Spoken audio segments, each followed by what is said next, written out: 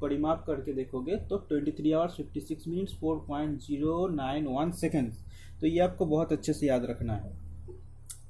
And the speed of this rotation at equator, equator में उसका rotation का, equator मतलब मिडिल ऑफ द अर्थ, जो इमेजिनरी लाइन है, सबसे बड़ा सर्कल वो है इक्वेटर। आप पहले इसका जो पहला चैप्टर था प्रीवियस चैप्टर में आप पढ़ चुके हैं। तो इक्वेटर में मतलब मिडिल ऑफ द अर्थ में उसका स्पीड कितना है, 1670 किलोमीटर्स पर आवर।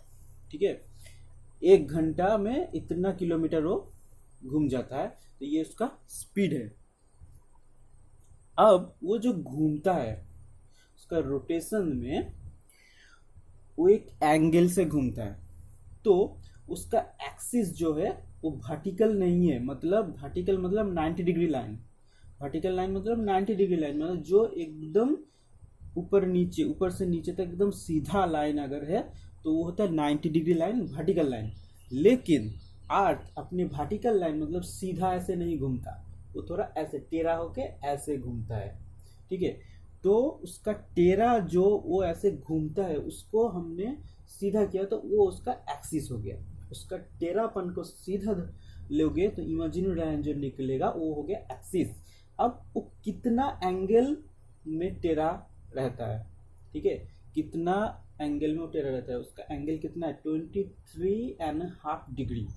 तो वर्टिकल लाइन से आप पकड़ोगे तो 23.5 डिग्री से वो थोड़ा ऐसे हिला हुआ है। ठीक है, और ऐसे टेढ़ा होके वो घूमता है, वो सीधा होके घूमता नहीं है, अर्थ थोड़ा टेढ़ा है।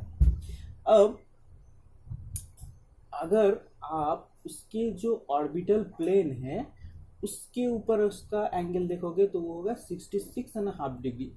ठीक है, ऑर्बिटल प्लेन मतलब जो इमेजिनरी प्लेन मतलब समतल कल्पना किया जाता है पृथ्वी के एकदम मिडिल में। जैसे कि आप एक सेब को अर्थ समझो, तो उसको अगर काटोगे छुरी से एकदम बीचों बीच, तो काटने के बाद ऐसे काटने के बाद उसको ओपन करना है तो उसके जो समतल आपको मिलेगा दोनों तरफ, दो हिस्सा हो जाएगा ना काटने के बाद, तो दोनों तरफ जो समतल मिलेगा ऐसे समतल दोनों तरफ, वो हो गया सोचो ऑर्बिटल। ठीक है, प्लेन। तो अर्थ का ऐसे आपको दो हिस्से करने के बाद जो मिलेगा वो हो गया orbital plane.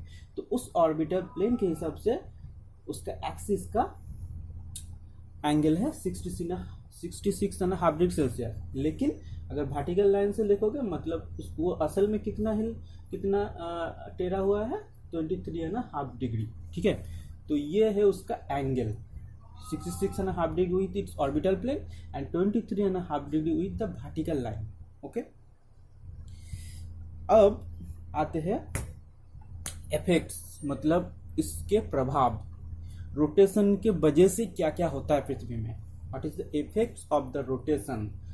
The first one is occurrence of day and night. Rotation की वजह से डे एंड नाइट होता है। अब सोचो इस तरह सूरज के चारों ओर घूम रहा है, तो पृथ्वी को रोशनी कहाँ से मिलता है, सूरज। दिन क्यों होता है, सूरज की वजह से, क्योंकि सूरज की रोशनी आता है पृथ्वी में तो दिन होता है। अब सूरज की रोशनी नहीं आता है तब रात होता है। तो पृथ्वी जैसे देखो सूरज का रोशनी आ रहा है, तो जिस तरफ